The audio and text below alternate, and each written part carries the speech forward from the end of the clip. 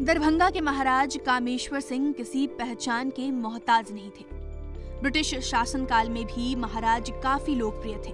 यही कारण है कि तब अंग्रेजी शासन में भी महाराज के रियासत को देखते ही ब्रिटिश हुकूमत की ओर से महाराजाधिराज की उपाधि दी गई थी। जब देश अंग्रेजों की गुलामी से आजादी के लिए लड़ रहा था तो उसी समय महाराज ने 85 एकड़ जमीन पर एक आलीशान किले का निर्माण करवाया था। दरभंगा का किला दिल्ली के लाल किले से 9 फीट ऊंचा है और 59 साल के बाद दरभंगा राजघराने के वंशज कुमार कपिलेश्वर सिंह ने गणतंत्र दिवस के मौके पर इस किले से झंडा फहराया है।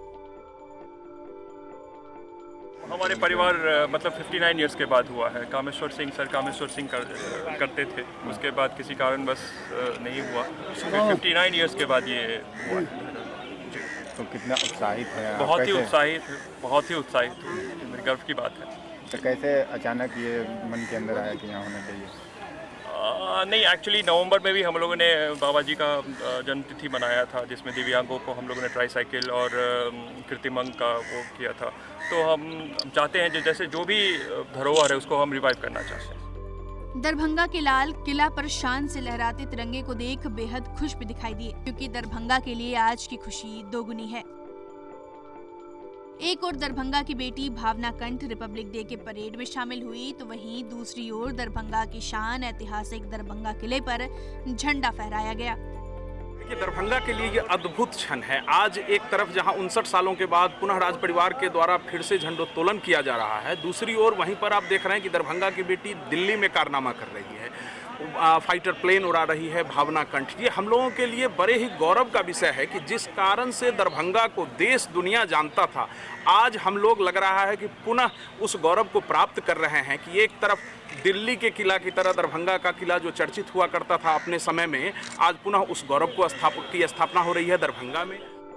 आपको यह बता दें कि मिथिला स्टूडेंट यूनियन लगातार धरोहर बचाओ अभियान के तहत दरभंगा के लाल किला को सुरक्षित रखने की लड़ाई लड़ता चला रहा है।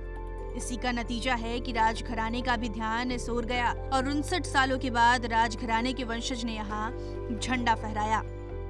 2021 में गणतंत्र दिवस के अवसर पर महाराज कपिलेश्वर सिंह के द्वारा हम लोगों को सहयोग भी प्राप्त हुआ तो किला पर चढ़ने में, और उनका सम्मिलित होना भी हम लोगों के लिए एक गौरव की बात है कि जिस मुहिम को हम लोग मिथिला के धरोहर को संरक्षण करने के लिए करते हैं, उनमें उनका ध्यान आया, वो सम्मिलित हुए और वो उन्होंने आश्वासन दिया है कि आगे हम इस पर और अच्छे ढंग से दिल्ली के तर्ज पर, दिल्ली के लाल किले के तर्ज पर यहाँ झांकियाँ निकलेंगी और इसको राष्ट्रीय स्तर पर ध्वजारोहण कार्यक्रम को ले जाएंगे।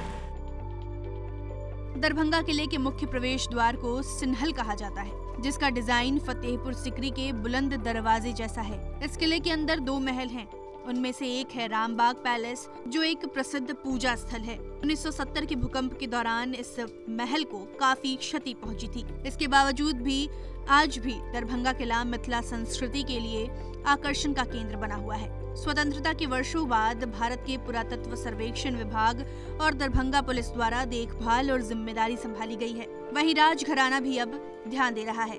ऐसे में दरभंगा किले को उसकी खोई पहचान अब जरूर मिलेगी। दरभंगा से प्रहलाद कुमार की रिपोर्ट, बिहार तक।